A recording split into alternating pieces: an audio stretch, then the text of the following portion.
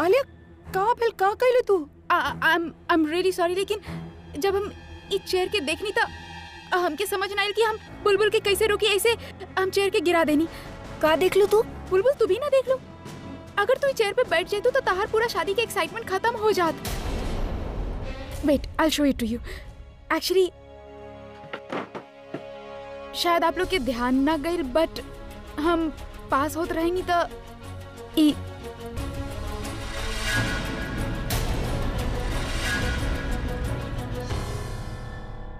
God, ई कुर्सी पे तो कील रहल। एग्जैक्टली। और अगर बुलबुली पे बैठ जाए तो ओकर ड्रेस फट जाता और शायद एक चोट भी लग जाता। I am really sorry. I hope no that's okay Alia. Thank you so much Alia. अरे नाना, आप थैंक यू काहे बोल रहे बाड़ू प्रज्ञा भाभी? अगर ये आपके बहन भी है तो हमार बेस्ट फ्रेंड के होके वाला वाइफ भी है, तो हमार भी तो कोनो रिश्ता बनेला ना। I would have done it for anyone. हम भी कितना बेवकूफ बानी। तू बेड पे बैठ जाओ, हम तहरा ला पानी लेके आवता नहीं, आराम कर ली। अरे का करल बानी आप ऐसा हालत में? वैसे भी नीचे सब लोग प्रज्ञा प्रज्ञा करके चिल्लात बाड़े। अगर आप नीचे ना जाए तो फिर सब लोग परेशान हो जाले। आप एगो काम करी, आप नीचे जाई, यहाँ सबके संभाली, यहाँ बुलबुल के हम संभाले। You know, don't worry, I will take good care of her. शादी की जिम्मेदारी ई ले ले बाड़े, लेकिन सारा काम तू करल बाड़ू। Thank you so much Alia. अरे फिर से थैंक यू। और बुद्धू ते इनके परेशान मत करिए। जे बोली चुपचाप मान ले, या इनसे नखरा मत दिखाइए। दी तू तो जाने लू ना हम कब और के नखरा दिखावेले। वैसे शादी भइला के बाद हम पूरब के जरूर हम नखरा दिखाए। ओकरा ला हम बचा के रख ले बानी। कितना फिल्मी बाड़ू ना तू। तहरा शादी की जितना खुशी हो रहल बिया ना, उतने फिकर भी हो रहल बिया। पता ना तू ये नया रिश्ता संभाल भी पैबू की ना। अब वक्त आ गइल बा, थोड़ा बड़ा हो जाओ, थोड़ा मैच्योरिटी ले आओ अपना में। दी हम तो बड़ बन गइल बानी, इनफैक्ट हम पूरब के भी संभाले। और रहल बात मैच्योरिटी के, तो जब पूरब में मैच्योरिटी आ जाए ना तो हम मैच्योर हो ही जाए। यू आर इम्पॉसिबल, तू ना बदलबू। परेशान मत करिए इनके। बिल्कुल ना, अभी है नहीं। या हेलो, हाँ, हमके ना पता कि तनु के लॉयर के बा, और ना ही पता बा कि तनु के पेरेंट्स के प्रॉपर्टी बा का। अब तो हम तारा काहे फोन कैनी? जितना दिन तक हो सके उनका लटका के रखिया। 3-4 दिन से पहले ही वो लोग इंडिया ना आवे के चाहिए। You get that? Are you mad? 1 महीना बाद के डेट देबा ना तो वो लोग एजा आ जाइए और सोचिए कि 1 महीना बाद के डेट मिलल बा तो वो लोग मुंबई आके सारा काम खत्म कर लिए। तो यो काम कराना, हर रोज अगला दिन के डेट दिया, और जैसे अगला दिन आवे फिर अगला दिन के डेट दिया, तारीख पे तारीख यही में उलझा के रखिया। Do you get it? What? Okay, lettuce have a want result. हां, ब्लडी फूल, सब कुछ समझा के पड़ेला।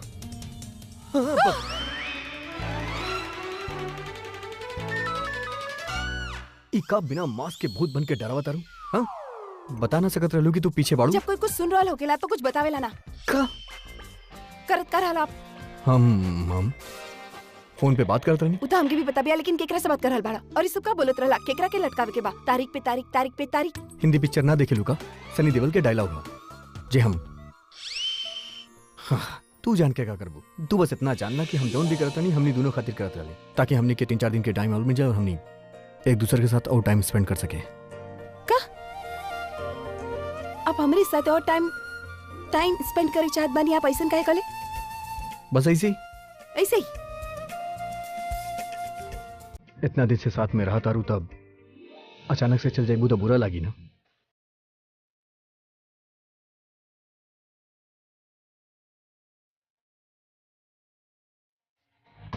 हमरा कमरा में जो इतना सामान पड़ा बा, तू ओकर लिस्ट बना के हमके अभी तक ना देलू, तो हमके कैसे पता चली कि कौन चीज कहाँ बा?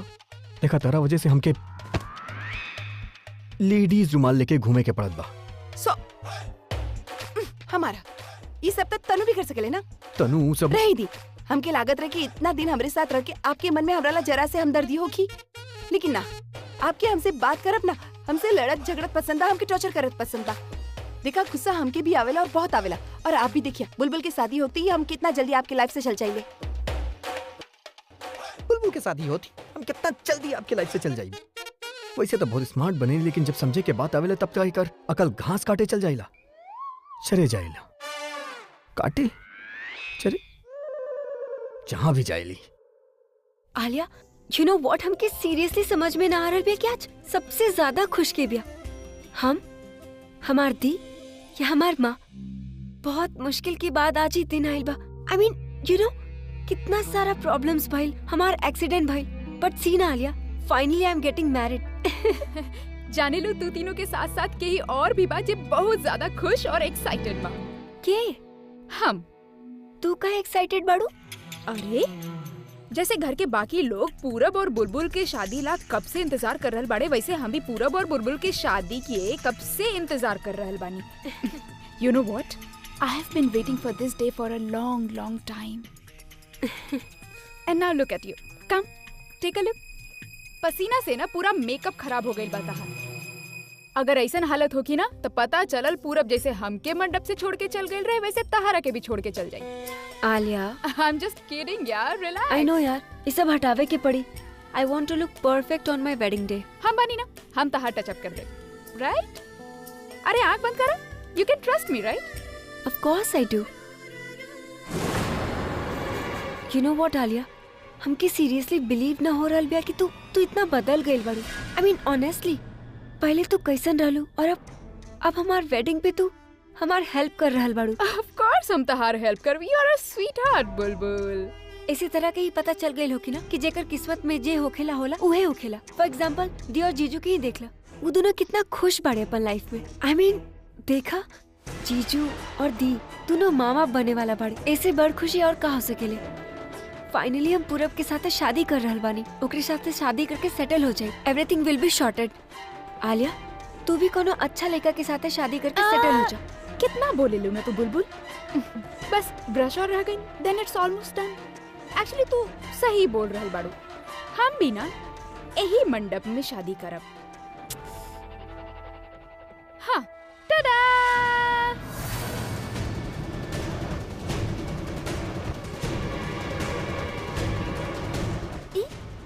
आलिया तू का कहलू? तुम्हार पूरा मेकअप खराब कर दिल। Alia, it's my wedding day, how dare you to do this to मी?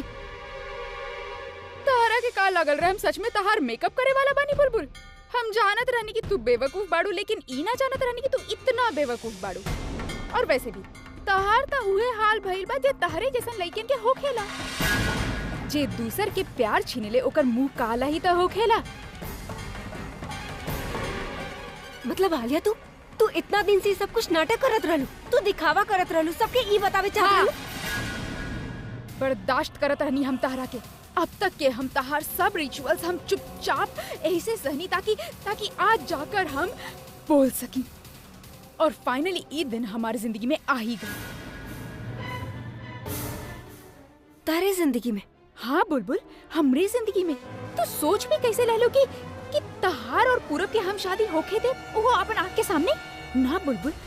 पूरब सिर्फ और सिर्फ हमारा। You have lost it Alia, तारा के समझ में आ रहल बिया तू का कर रहल बाड़ू। एक्चुअली ना, गलती हमार है, हम तारे जैसे लड़की पे भरोसा करी जो लड़की कबो बदललक ही ना। तू का हमार और पूरब के शादी तोरे चाहत बाड़ू और खुद शादी करे चाहत आड़ू ओकरा से। जस्ट वेट एंड वॉच, हम सबके जाके नीचे बता दे कि तार सच का बिया। बुलबुल देखा आलिया, तारा जे करे कि रहलू तू कर चुकला, अब तहारी सच ना हम सबके जाके बता दे।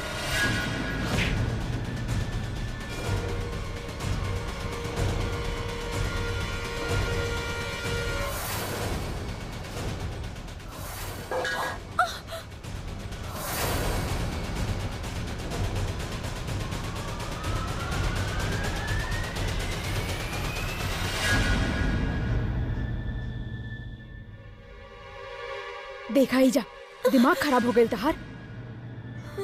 जाने लो हम कितना बार तारा के प्यार से समझावे की कोशिश कईनी कि हमार पूरब सिर्फ और सिर्फ हमारा। लेकिन देखा ना तू हमसे का करा देलू। हम ये सब कुछ ना करे के चाहत रहनी बुलबुल, लेकिन ये सब कुछ करे के पड़ेला ना बुलबुल। ये जे सारा तैयारी हम करत रहनी, हम तहरे और पूरब के शादी खातिर ना, ये तो हम आपन और पूरब की शादी खातिर करत रहनी। लेकिन आज बहुत ही अच्छा दिन बा। आज के दिन हमार पूरब सिर्फ और सिर्फ हमार होगी। हमार और पूरब की शादी हो जाए और फिर हमेशा हमेशा ला पूरब हमार हो जाए। केहू ना हो कि हमनी के बीच।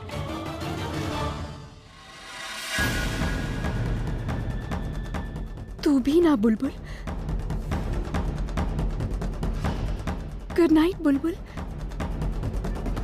And time to get ready Alia.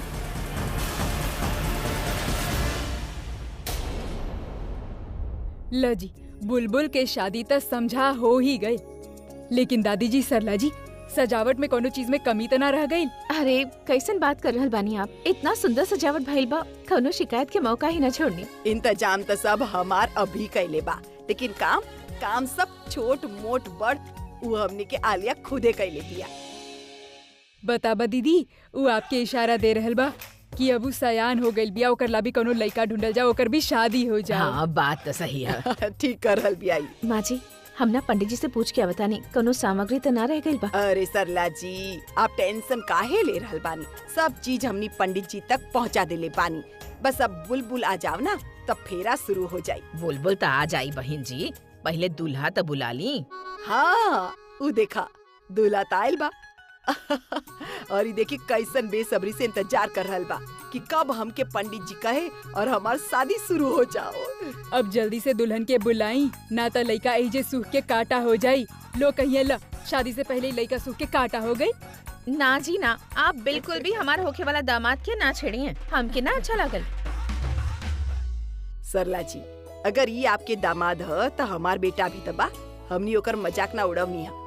उनकर कहे के मतलब ये है कि आजकल के लइका लइकी अव्वल तो शादी ला तैयारी ना होखेले, अगर होखेले तो ऐसे बेसब्री होखेले। पंडित जी, जब तक दुल्हन ना आवेले, आप दुल्हा के मंत्र के मतलब समझाई शादी के। मंत्र तो हम पढ़ ले, पर ओकरा से पहले शादी के का मतलब होखेला, एकर जीवन में का महत्व है, ये हम आप सबके बता दिहल चाहतनी। इंसान जब पैदा होखेला ओकर सारा रिश्ता अपने आप बन जाला, पर एगो रिश्ता बा जो ऊ खुद बनावेला, और ऊ है शादी। ऐसे ओकर आपन जीवन के नया अध्याय शुरू हो जाला। पर आजकल कुछ लोग शादी के एगो रस्म समझ ले बड़े, बस जीवन में ओके करे के बा। पर रस्म करे के नाम ना, रस्म निभावे के नाम है। एकरे हर रस्म के, हर कसम के अलग अलग महत्व होखेला। अग्नि के सामने 7 फेरा लगा के दो लोग एक जन्म ना बल्कि 7 जन्म तक बंध जाएले। जीवन कबो एक जैसा ना रहेला, एकरा में उतार चढ़ाव आवत ही रहेला। और शादी के बंधन हमनी के मुश्किल के घड़ी में साथ रहे, साथ निभावे के हिम्मत देवेला। जीवन में सकारात्मक सोच बनावे के प्रेरणा देवेला, और सच्चाई और वफादारी में हमनी के विश्वास बनावले रहे। जवन रिश्ता हमनी के जीवन में इतना कुछ देवेला, हमनी वो रिश्तन के पवित्रता और विश्वसनीयता के बना के चले के बाद एक बार शादी हो गई तो हमनी ओकरा मरद दम तक निभावे के चाहिए।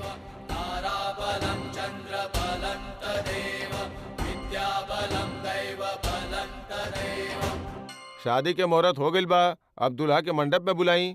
हाँ जी हाँ, चला भाई पूरब, आ जाओ बेटा।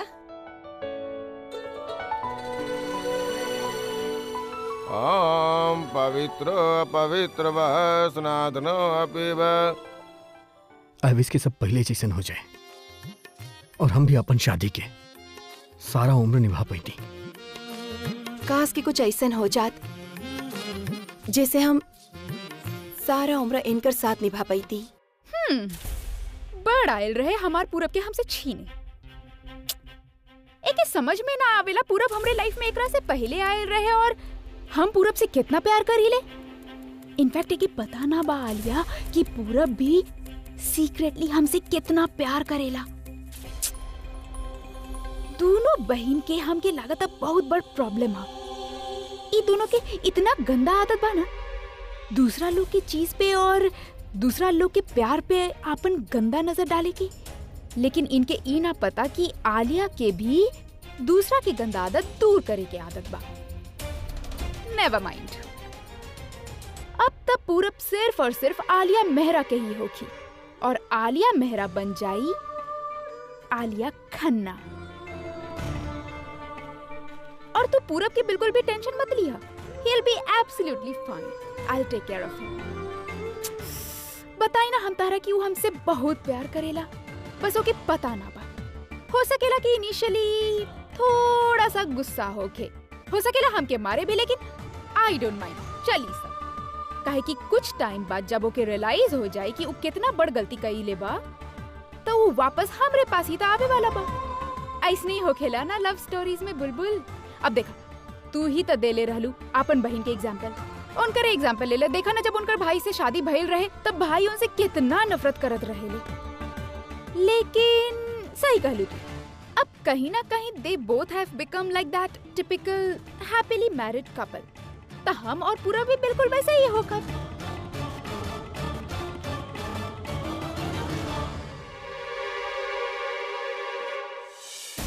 जब भी तोरा के देखेला ना तब समझ में नहीं आवेला कि इयर रिंग्स तोरा पर अच्छा लागेला कि इयर रिंग्स तोरा के अच्छा लागेला। पर जौन भी बा, जब तू एकरा के पहन लो ना तब दुनिया के सबसे कीमती चीज लागेला।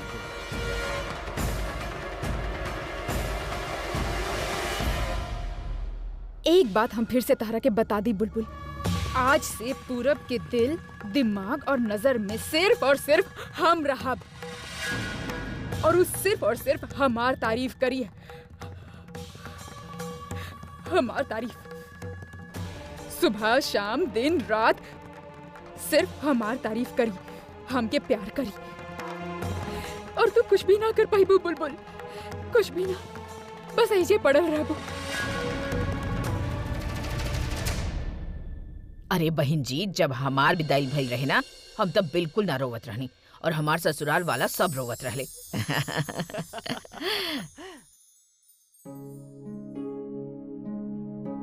सरला, कहाँ तक पहुँच लू? ओ का भाई माँ जी? भाई तू मंडप में पंडित जी के ऐसे टकटकी बांध के देख रहल बाड़ू, लगता की शादी शुरू हो चुकल बा, फेरा हो गईल। का माँ जी, आप बिना हमेशा मजाक ही करत रहे लो। माँ जी हम तो ये सोच रहल बानी कि बस कुछ देर और हमार बच्ची हमेशा खातिर विदा हो जाए। माँ जी जब प्रज्ञा की शादी भइल रहे ना, तो कम से कम बुलबुल रहे, वो हमनी के हसावत रहल और हमनी के प्रज्ञा की कमी उतना ना खलल जितना आज हमके लगता कि बुलबुल की गैला के बाद खली। माँ जी बुलबुल चल जाए तो हमनी का करब, हमनी तो अकेला रह जाए। तो बिल्कुल पागल बाड़ू सरला। इहे हमनी के भगवान के शुक्र अदा करे के चाहिए कि हमनी दोनों बेटी आपन आपन घर के हो जाई हैं, सब जिम्मेदारी खत्म, और दोनों यही शहर में बानी, जब जी चाहे जाके देख ले। हाँ ला जी दीदी, अभी विदाई भइल ना, और सरला जी के रोवे के प्रोग्राम शुरू हो गई। इंदु, जब कोनो माँ बेटी के जन्म देवेले, फिर ओके पाल पोस के बड़ करेले, फिर एक दिन ऐसा आवेला कि ओकर बेटी के वो घर छोड़ के दूसरा घर में जाए पड़ेला। ऐसे में एगो माँ रोई ना तो का करी। वह तो शादी के बाद हमेशा लड़की के माँ ही काहे रोएली, और हमेशा लड़की लड़का के घर काहे जाएली। ऐसा काहे ना होखेला कि लड़का के विदाई होखेला। I mean, शादी के बाद लड़का जौन बा लड़की के घर चल जाए। बात तो तू सही कह रहल बड़ा। अभी तारा के ना एकरे खिलाफ आवाज उठावे के चाहिए। करेक्ट। पर आवाज ही काहे, तारा के तो कदम भी उठावे के चाहिए। कदम? हाँ कदम। हमार मतलब कि जब बुलबुल के विदाई होखे त तहार विदाई भी साथ में कर देवे के चाहिए ना हमनी के। कहाँ? प्रज्ञा की यहाँ, और कहाँ पे।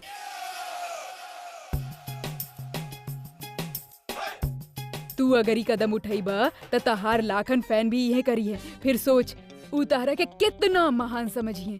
अरे दासी सोच ला, हम तो कर ले, लेकिन हमरा बिना दादी थोड़ा ना पहिए। हमरा बारे में मत सोच, तू जे करे के बा कर, जमा जाए के बजा, लेकिन प्रज्ञा कहीं न जाई। अगर ई जाई तो हम जिंदा न रहब।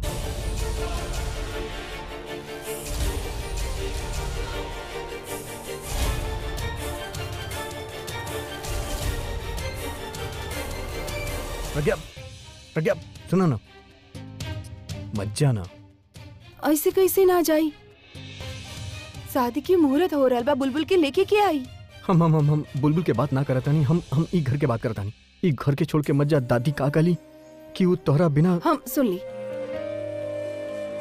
लेकिन ऐसे ना हो सकत। तनु के होते हम ही घर में ना रह सकब। तारा तनु के परवाह बा या दादी के? हाँ, हम जाने ली कि हमने के लाइफ में बहुत कॉम्प्लिकेशन बा, लेकिन हमने कैसे भी करके मैनेज कर दे। लेकिन प्लीज तू मत जा। हमके रोक के आप कॉम्प्लिकेशंस और बढ़ा रहा।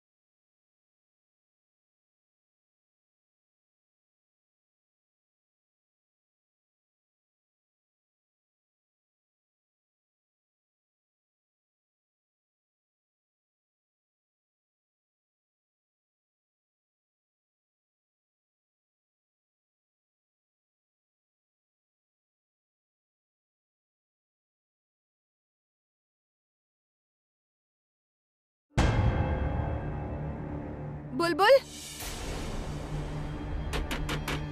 बुलबुल दरवाजा खोलो।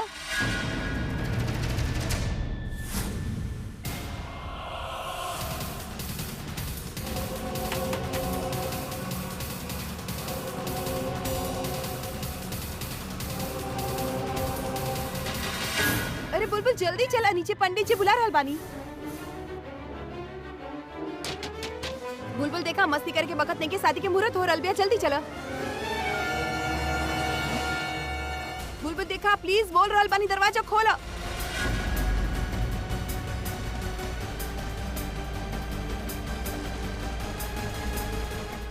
ये इतना देर तक तो तैयार होगी ना? अंदर सब कुछ ठीक तो बा ना?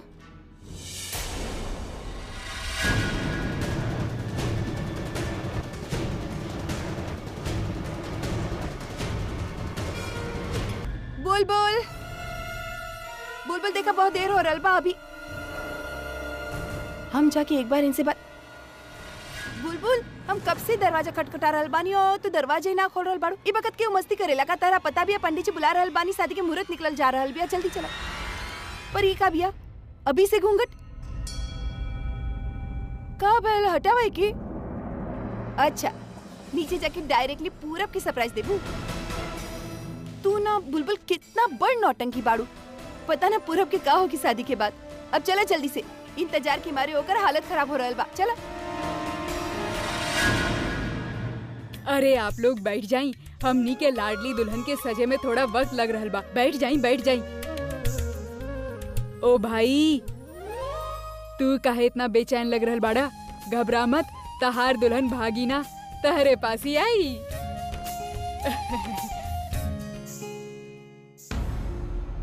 ला दुल्हन तो आ गई।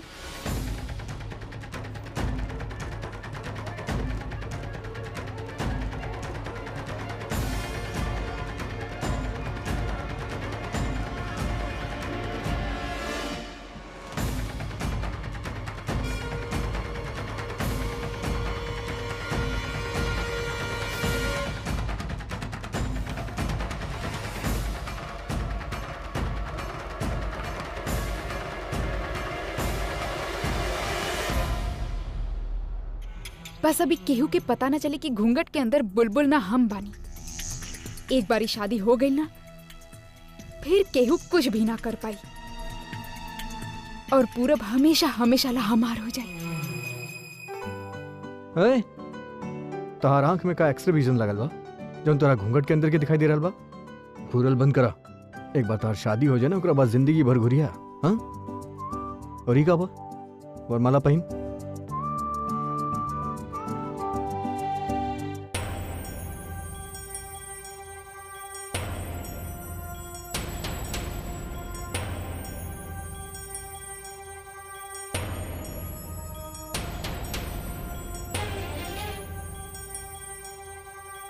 ए का कसम खा के आयल बड़ूगा कि हमके तड़पैबू?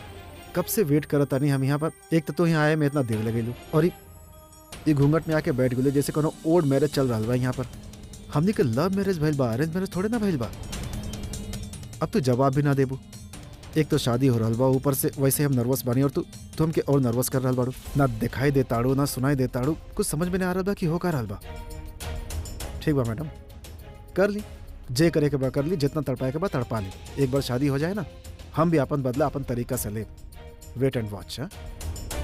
अरे जब तक पूजा के रस्म पूरा नहीं हो जाए आप दोनों बीच में बात नहीं कर सकत।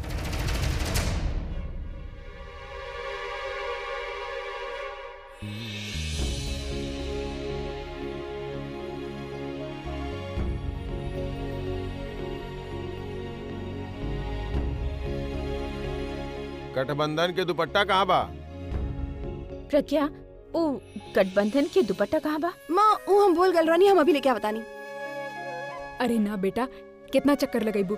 वैसे भी ई हालत में ज्यादा सीढ़ी ना चढ़े के चाहिए। हम जाके ले आवतानी ना, तू बैठा। दीदी हम लेके आवतानी। ओह गॉड, अगर इंदु दासी बुलबुल के देख लेनी तो।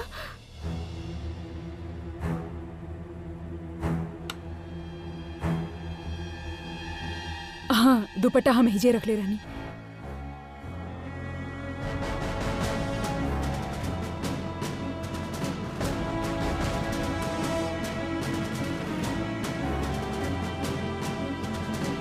लिही ये पुष्प हाथ में लिही, ये पुष्प आप भी हाथ में लिही।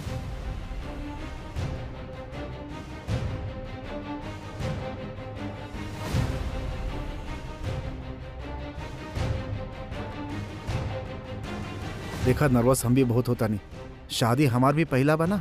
सो तू भी नर्वस होकर बंद करा।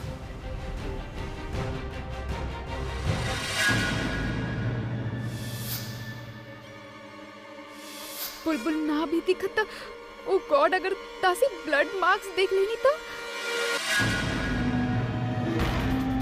ई सारा कपड़ा केफल लवला जरूर यही में होगी।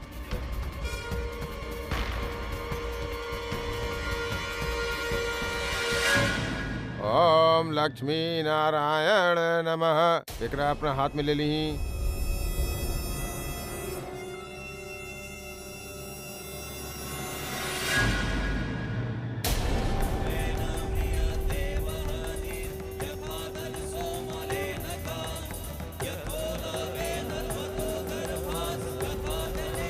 अरे ई का कहलू, आप सिक्का नीचे गिरा देली।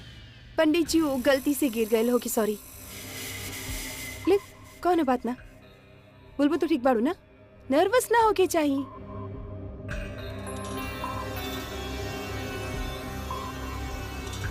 ये दासी अब तक आयल काहे ना, कहीं बुलबुल के देखता ना ले रही। ओफो, पता न के फैला देलक, ई सारा काम बढ़ा देलक। अरे ई तो यहाँ बा।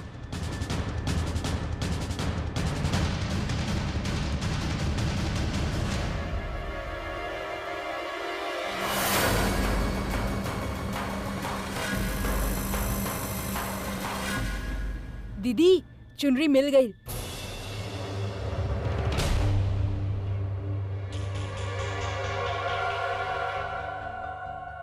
दीदी आईनी आईनी, हम ले आईनी दीदी। दासी तो एकदम नॉर्मल लग रहा बानी, एकर मतलब अब कुछ ना देखनी। Thank God.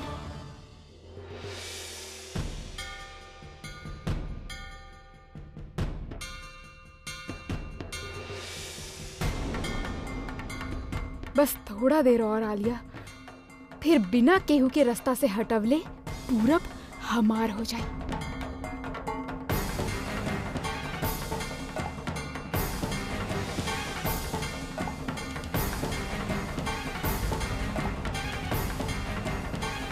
अब कन्या के पिता ये जे भी बड़ बुजुर्ग बा कन्यादान खातिर आगे आवे। जी कबीर, एक कबीर कहाँ चल गई? हमके याद ना रहल, हम आके बतावनी ना, वो तो चल गई ले। ऐसे कैसे जा सकेला? वो तो कहले रहल कि कन्यादान उहे करी। कहत रहल कि छोटकी की तबीयत ज्यादा खराब हो गल बा, जाइब जरूरी है। हम तो रोकले रहनी उनके, कनी की थोड़ा देर रुक जाई।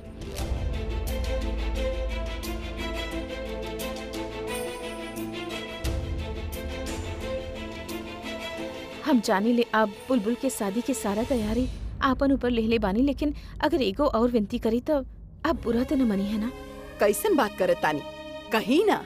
हम चाहत रहनी कि बुलबुल के कन्यादान अगर आपके ही हाथ से हो जाता। अभी हाँ दादी। इधर आओ बेटा।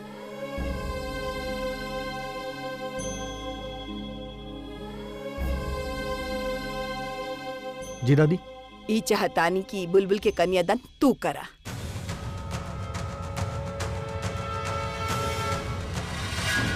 कन्यादान हम कैसे?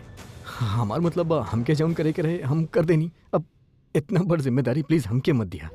बेटा जी, बुलबुल और प्रज्ञा के साथे हम आपके भी अपन बेटा मन ले बानी। जब जब हमनी पे कोनो मुसीबत आइल बा, आप आगे बढ़ के हमनी की मदद कइला। और तो और बुलबुल की शादी के सारा जिम्मेदारी आप अपन कंधा पे ले बानी, तो ये जिम्मेदारी भी आप निभा ली।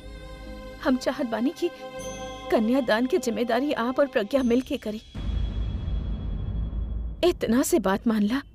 ओह गॉड नो, भाई कहीं हाँ ना कह देवे।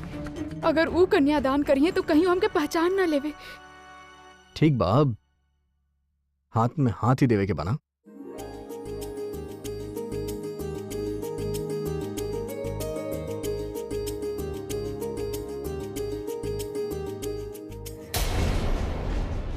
जा जा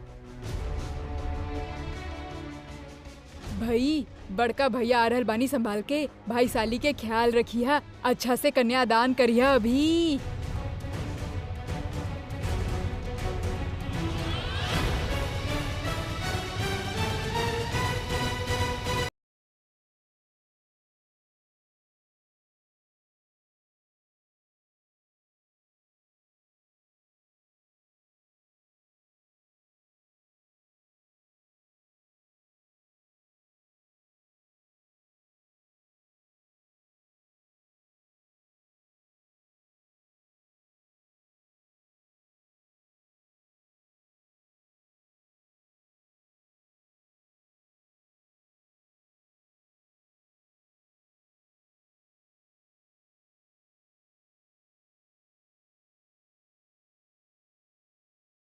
कैसे बढ़ाई अपन हाथ, कहीं भाई पहचान ली है तो?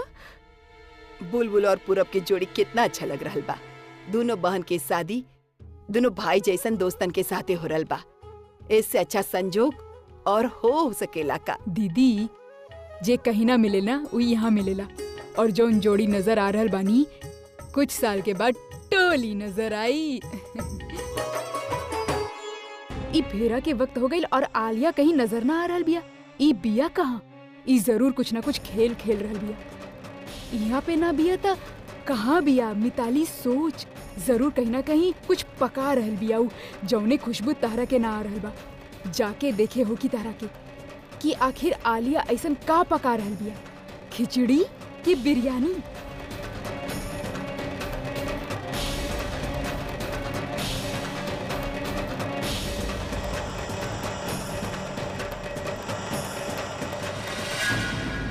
खुश हो? बहुत खुश बानी। बुलबुल के कन्यादान कई के आप हमरे पूरा परिवार के दिल जीत ले ले। और तोहार? हमरे नेचर में आपके खातिर रिस्पेक्ट और बढ़ गई। देखा, हम कुछ करे के सोचता नहीं। जो न तेरा बुलबुल की शादी करके हम तोरा खुशी देले बानी ना, तोहरा भी हमके खुश करे के पड़ी। आप बताई ना, आपके खुशी खातिर हम कुछ भी करे के तैयार बानी। हाँ, तब पहले पानी पिया कहे के जौन हम कहब, शायद ओकरा बाद पानी तोहरा हलक से नीचे ना उतरी। ऐसन का कहे वाला बड़ा? पानी तो पीला।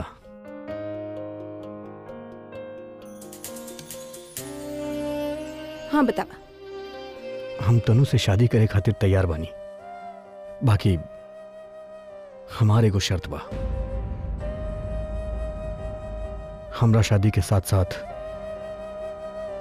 तोहरा भी दूसरा शादी करे की पड़ी। ये का करल बानी आप? अगर हम तोहरा प्रॉमिस दे सकेली तो तोहरा भी हमके प्रॉमिस देवे के पड़ी।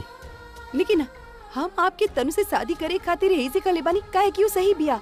सर्कमस्टेंसेस ऐसन बा कि आपके पास तनु से शादी कैले के अलावा और कोनो रास्ता ना बा? हमके कोनो शौक ना बा आपके दूसर हाँ शादी? जौना तरह हमरा पास कोनो दूसरा रास्ता नहीं खे ना, वही तरह तारा पास भी कोनो और रास्ता नहीं खे।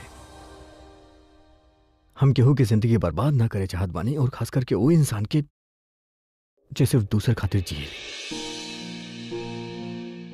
हम तारा से शादी करके जौन सजा देले बानी ना, तारा से अलग होके दोबारा वो सजा नहीं खे देवे चाहत। अब काहे ना समझ रहा है? कुछ ना होगी हमारी जिंदगी के, और हम आपके कोनो चीज की जिम्मेदार ना ठहराए। इनफैक्ट हम खुश रह। I promise I will be happy. हम जानत बानी तू शिकायत ना करबो, बाकी दुनिया तो करी ना।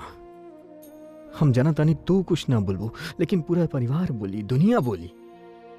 और तू ही हमरा से कहले रहनु कि हमके दुनिया के परवाह करे के चाहिए। केहू कुछ ना कहीं बस हम अपन डिसीजन ले ले बानी।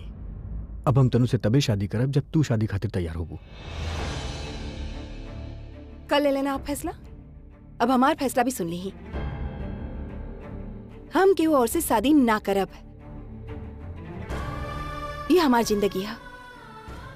एकर फैसला लेवे के हक सिर्फ हम के बा।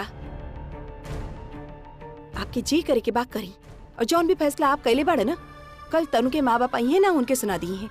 और जब वो आपके और तनु के बारे में सारा सच दादी के बताई है, तो दादी के भी समझा ली है। आपकी जिंदगी जी मन में आवे करा, लेकिन हम केहू और से शादी ना करब। और सिर्फ आप ना, अगर हमार माँ भी हमके दूसर शादी करेला कही है ना, तब वो हम ना करब। अब हम विवाह के अंतिम रस्म शुरू करतनी। अग्नि के समक्ष 7 फेरा के साथ 7 वचन लिखल जाई। इस 7 वचन आप दोनों के जीवन भर निभावे के बा। और इस 7 वचन का बा, इनकर मतलब का बा, ये हम आप सबके बतावतानी। अरे बेटा तनी रुक जा। 7 वचन के का मतलब होकेला वो तो समझा। पहला 4 वचन पति अपन पत्नी खातिर लेवेला। पहला वचन, जीवन के हर उतार चढ़ाव में, सुख दुख में पति पत्नी के साथ दे। दूसर वचन, परिवार और समाज में पत्नी के पूरा सम्मान दे।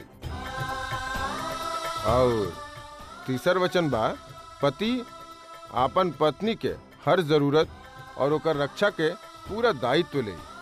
और चौथा वचन, पति पत्नी के परिवार के आपन परिवार समझी और अपन पत्नी के परिवार के प्रति आपन उत्तरदायित्व के पूरा तरह से निभाई।